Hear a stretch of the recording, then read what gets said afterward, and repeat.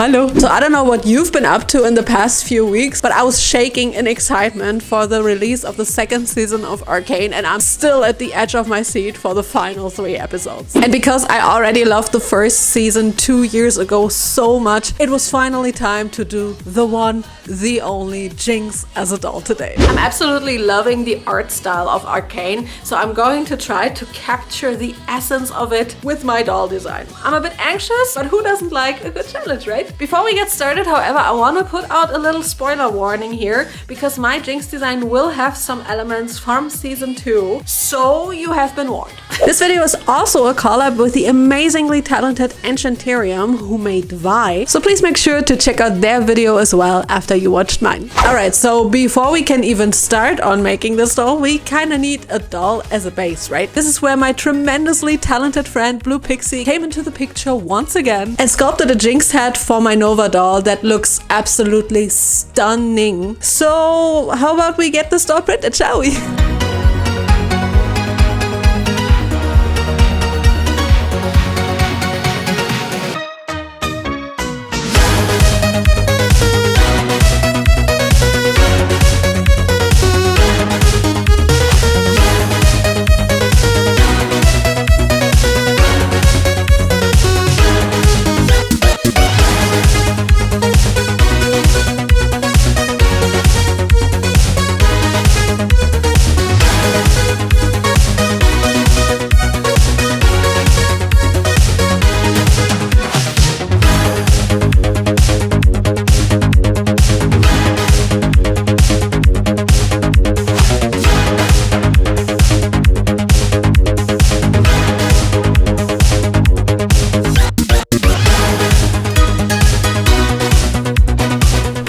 The doll looks so cool already, although the unpainted face does give me some Uncanny Valley vibes, so I am eager to paint her as soon as possible. But since I don't want to damage the face up while making her wig, let's make that first, shall we? I made the wig cap from an old pair of tights and PVA glue and will use these blue wefts that I cut off a wig. Nowadays, wigs are so affordable that it's one of the cheapest ways to make doll wigs actually. With the melting force of every crafter's favorite supply, hot glue, I then attached the wefts to the back of her head for her braids later on. For the front part of her wig, I made some wefts with glue so that the part will blend in a little nicer later on, and just fill up the wig like that first. I then temporarily braid her pigtails just so that the hair is out of the way for the styling of the front of the wig. Even though the wig is far from done, it looks already so much like her.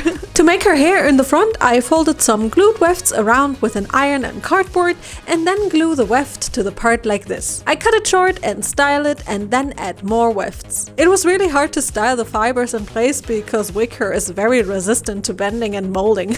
With some tricks and a toothpick, it did work though. Cutting the hair was another not so easy task, but I tried to go slow and take my time with it, not to accidentally cut off too much. I then also added the other part of the part to the wig for a clean parting line and then braided the braids again and included any hair that was still missing into them. The final wig looks really neat, but it's still missing the beads on the braids. For those, I 3D printed them in resin and thread them on a wooden stick so that I can then spray paint them in gold and silver. They look really nice afterward, but they definitely needed some aging and weathering, so I took some watered down acrylic paint and dab it onto the beads with a little sponge applicator and wipe off any excess with a paper tissue. This was so much fun to do and looked really good in the end, so that I could now go ahead and thread the beads onto the braids. I read online somewhere that wrapping the braids in cling wrap before threading the beads on helps protecting them from fraying, and while it did help, it was certainly not easy to thread them on because the cling wrap kept slipping off. I did make it work in the end though, and the wig looks so nice with the beads on the pigtails. It was more challenging than I thought to make it, but if you tackle a challenge and make it work, it makes you feel extra proud in the end. Before we paint Jinx's face though, you guys might be curious about her tattoos. And I hear you, even if you're not curious. I actually purchased the tattoo design file from Kinpatsu Cosplay, who already made an absolutely gorgeous Jinx cosplay and scaled it down to fit my doll size. I then printed it multiple times, in case I mess up, onto some temporary tattoo decal paper and now have to apply the sticky vinyl on top of them for the application process later on. I'm carefully doing that with a squeegee to avoid any bubbles. When all done, it looks like this, and I then just need to cut out the tattoos one by one, then peel off the vinyl, place it on the doll, and then use a wet cotton pad to place it on the doll body. It was a bit tricky around the curves of the body, but I made it work. Whenever the tattoo went over a joint, I simply cut it with an X-Acto knife. And then I just go ahead and add a bunch more tattoos according to Jinx's model. It was so much fun to do, even if it was a little tricky sometimes, but the result just looks really nice and it was much faster than painting them.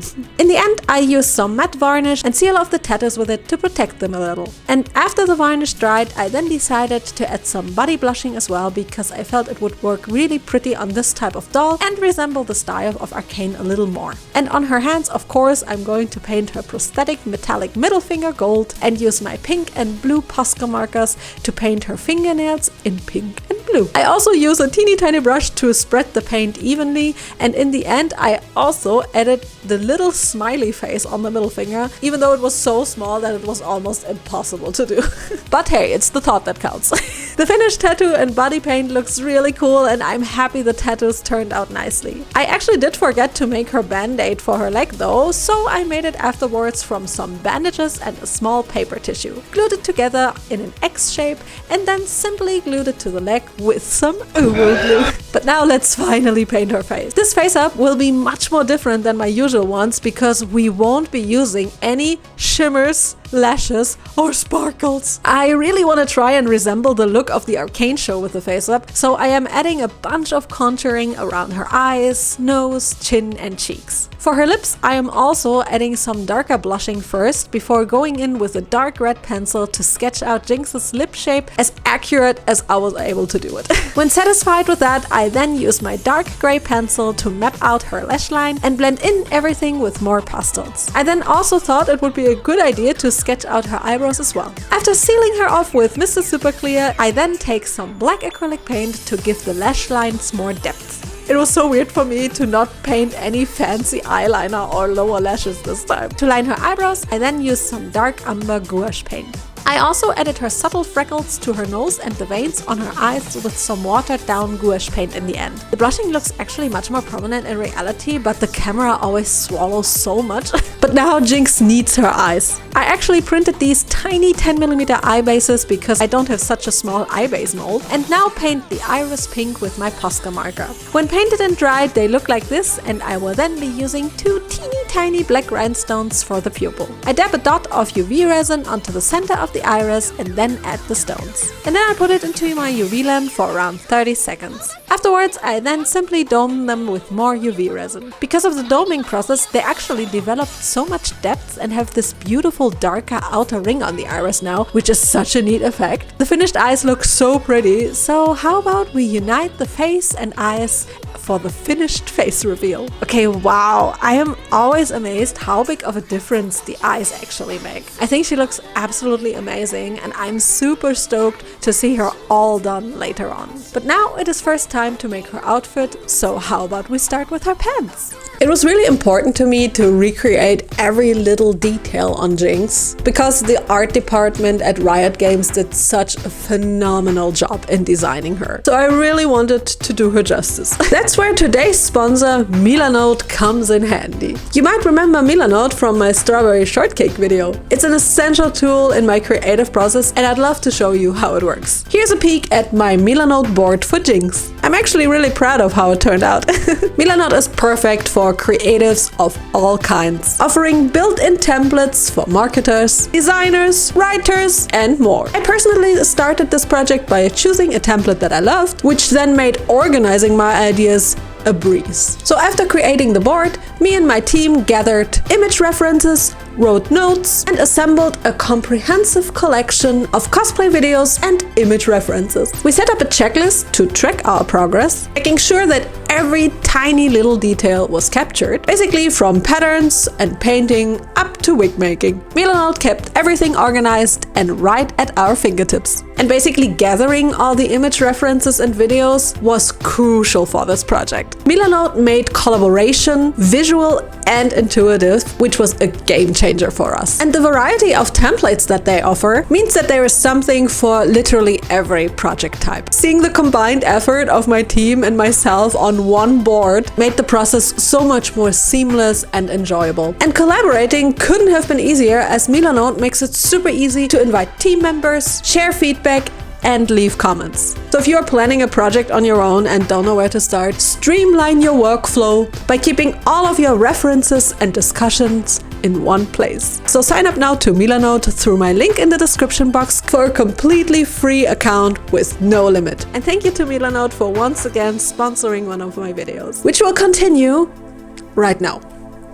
So for Jinx's pants, I will actually be needing some custom printed fabrics because I literally couldn't find any fabric that had the according colors. Luckily though, I am able to print small amounts of fabric by myself at home by using freezer paper, fabric, and a printer. To prep the fabric for the printing process, I need some freezer paper and some thin cotton fabric that I cut both to size roughly. I then place the freezer paper on top of the fabric with the waxed side facing the fabric and iron it on with an iron press. It totally works with an iron too, by the way, but since my dad has this press, why not use it, right? After ironing, I then cut the fabric paper to the correct size for the printer, in this case an A3 format, and then throw it into the laser printer and print my fabric design onto it. It works with an inkjet printer too, by the way. I then just need to peel off the fabric from the freezer paper and then cut off the purple striped parts for further bedazzling. Jinx's pants do have some gold lines in between the stripes on the fabric, so I cut them from gold vinyl with my dad's vinyl cutter, then weed them out and carefully place the stripes on the printed fabric and iron them on with heat for 20 seconds. Afterwards, I then just remove the transfer vinyl and have a perfectly printed custom fabric that can now be processed into some doll garments.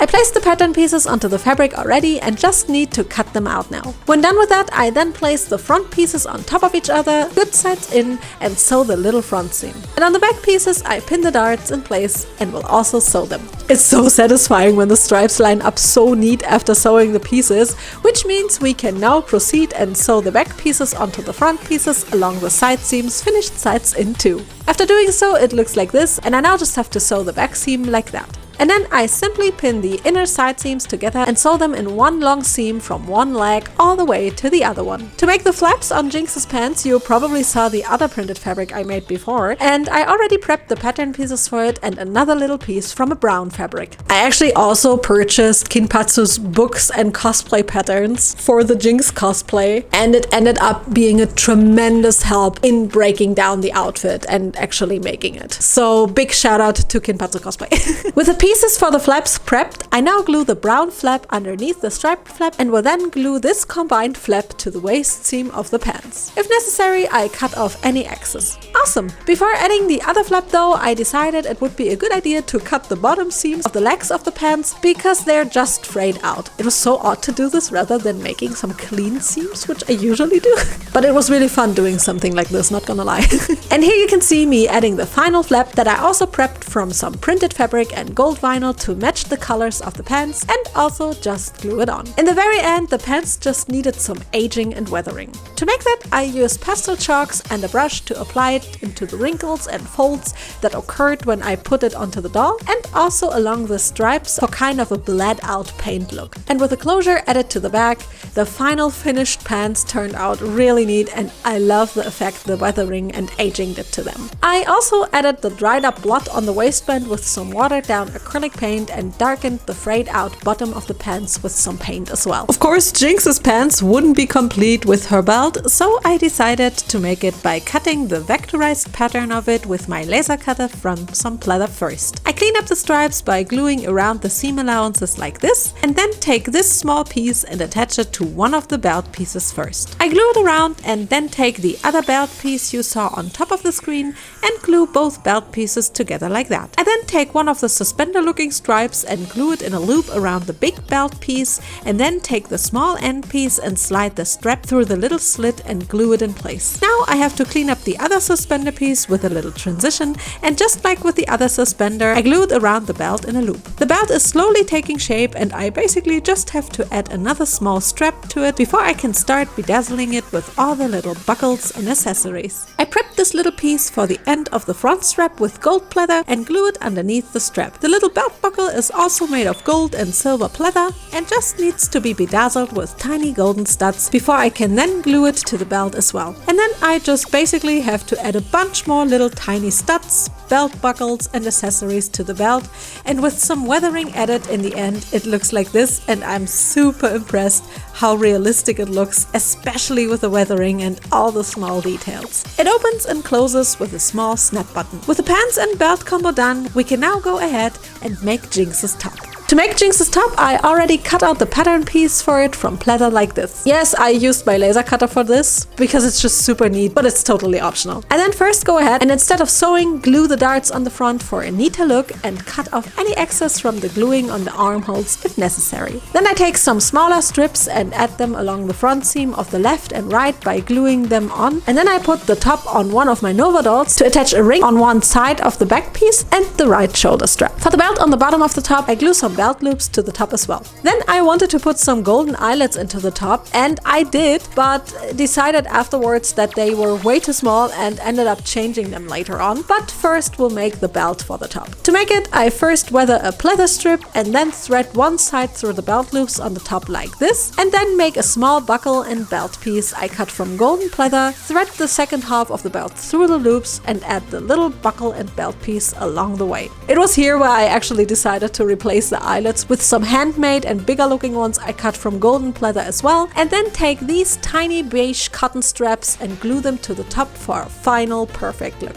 In the end, just with the pants, of course, I have to weather the top with pastels and acrylics, and with a closure added, the top looks absolutely amazing. I'm really happy I was able to make it work on such a small scale, as it was really not that easy, but I'm happy that it turned out this authentic looking. For Jinx's gloves, I first need to make some striped fabric again, but this time we'll use pleather because it's elastic, and cut a template for the stripes from vinyl and glue it onto the pleather first. I then remove the protective vinyl and then take some grey acrylic paint to paint the stripes. Afterwards, I can then remove the vinyl and have beautifully painted pleather. I then just need to clean up the upper seam of it and then prep another pleather piece in the pink purplish colors and glue it together with a grey piece like this. Then I take the long jersey glove and glue the pleather parts on top of it, and then glue a small jersey strap to the bottom of the pleather part as well. With the whole glove piece prepped, I then sew it together good sides in and just leave the thumb hole open. I also made some tiny buckles from pleather and pleather straps for the left arm, and will just attach the buckles to one side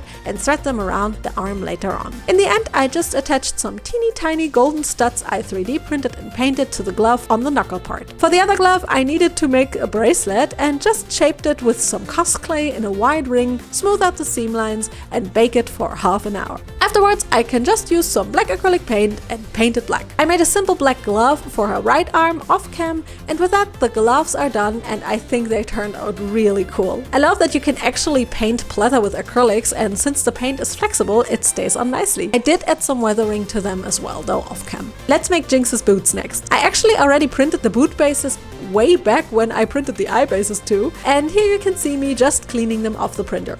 After washing and curing them, they look like this, and I now need to paint them black. The patterning process for the boots was not that easy, and for neatness purposes I decided to cut the pleather pieces for the shoes with my laser cutter. One boot is made from these 5 pieces and a little cardboard sole. I first take the tongue piece of the boot and glue on a thin pleather on the inside of it and cut off any excess. Then I take the cardboard sole and place a little blue tack on it to temporarily fixate the doll foot. I check if it aligns with the shoe base, and then take the tongue piece and glue it around the foot like this to the bottom of the cardboard sole. Then I take the side pieces of the boot and first sew them together good sides in. I also top stitch the seam for a more realistic look, and then take the heel piece and glue it in place before top stitching it as well. As I didn't have small enough eyelets for the boot, I decided to actually use jumper rings and just glue them along the holes of the shoe with super glue. Since this took a little moment, let's speed up the process here a little. The The result looks just like real eyelets, which means I can now glue the back shoe piece along the back of the foot onto the bottom of the cardboard sole as well. Last but not least, I have to attach the brim to the boot. I also added a thinner pleather layer to the back side of it and then stitch it down like this. And then I glue the brim to the upper part of the boot like this, and when it was dry, also glue it down towards the outside a little. I can then insert the boot into the base of the shoe and lace it with this embroidery thread. To lace such small shoes, I actually always have to use tweezers. Before finally gluing the shoe to the base, I do need to add the little crosses on the side of the shoes with embroidery thread, and can then finally glue the boot piece into the shoe base. Now, just some paint job work on the boots is missing. And afterwards, I made these little details from 1mm EVA foam, painted them silver, and just add some teeny tiny little studs to them before giving them a little weathering. And then I can finally glue them to the boots. Now only the silver buckles with the pins are missing that I also 3D printed, threaded them through small EVA foam loops, and paint them silver. I then add them to the boots and finish them off with a small stud as well. And then I just need to add weathering and aging to the shoes with dry brushing and sponge application. The finished boots are so detailed, and I have to say I think these are probably one of the best shoes that I have made to this date. The weathering and aging was so much fun to do, and I can't wait to see how they will look like on the doll later on. So with the outfit all done, we could technically call it a day with this project. But what would Jinx be without her zapper and her fishbones rocket launcher, right? So I decided I want to make these two weapons. So how about we do that real quick with a little montage.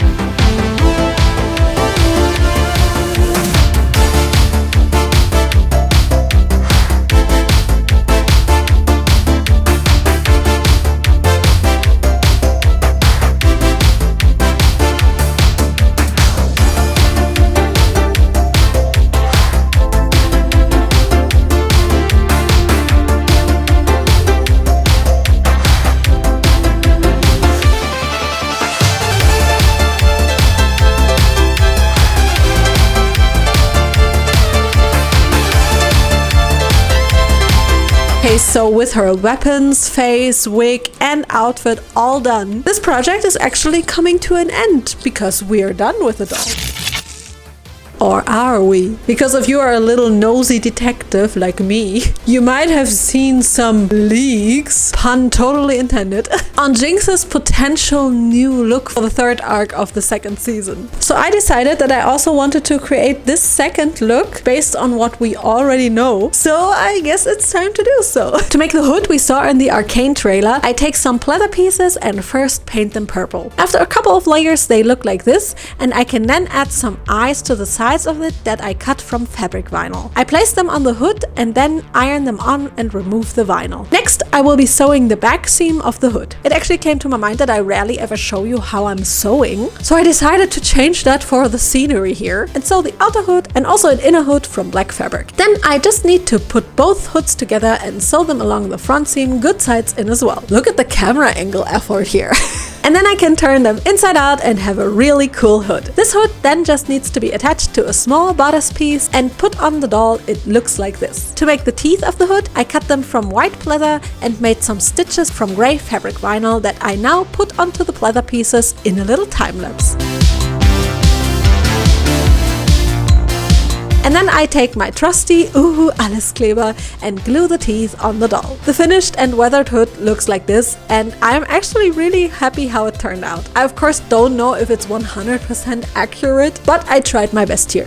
It opens and closes in the front with some Velcro. To make the bandage top Jinx wears in the leaked pictures, I first used some white cuff material and made a rough top out of it with a Velcro closure in the back. And now I will dye some bandages with black tea. For that, I simply have to dunk the bandage that I want to dye into the black tea for a couple of minutes, then wash it out, dry it, and end up with something like this. This bandage I can then use to cut into smaller strips and glue these strips around the top to make it look like she just bandaged her chest area. I add as many straps as necessary to cover up the fabric, and in the end, of course, also add some weathering to it and the big pink X on the top as well with some pastel chalks. I really like how it turned out, and this way the top can be put on and off super easily, and I don't need to actually wrap the doll in bandages. I think it's much easier if you want to change the look of the doll. The final thing to make though was of course Jinx with short hair, as she was portrayed like this in the leaks. I used some yarn wefts this time because I don't need long braids, and first cover the back of her head with wefts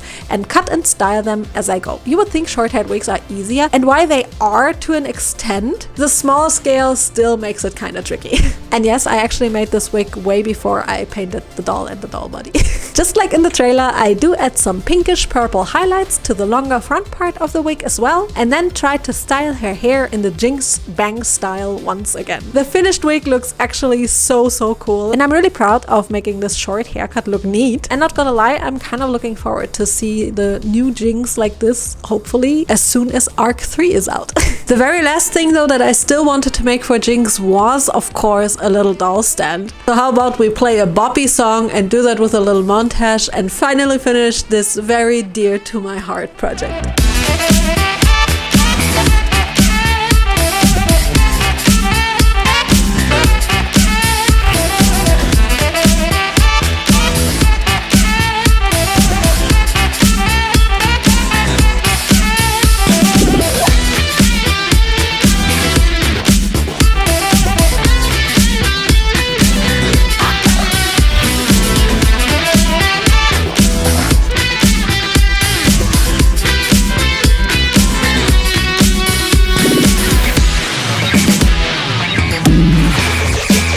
And with the doll stand done, this project is finally coming to an end, and I can now put her together. I'm actually so excited to show her to you guys. Oh my god, guys, I can't believe I'm done with this project, and I'm so thrilled to show this doll to you finally. So let's not wait any longer. It's presentation time! Yay!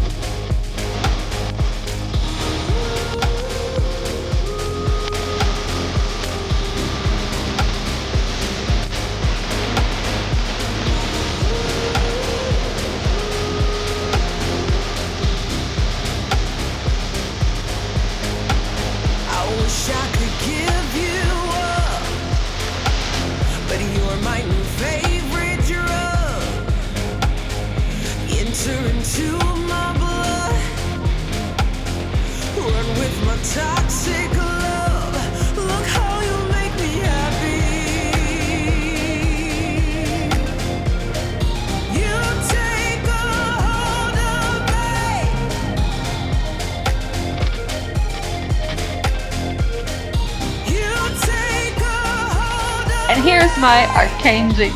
I've had so much fun making her, and I really hope I could do her justice. And quite honestly, now I can't wait to watch the final 3 episodes of the 2nd season of Arcane. Please also make sure to check out Enchanterium's Vi as well. She looks just so freaking cool. Alright, that's it for this video. I hope you enjoyed, and see you in the next one. Bye!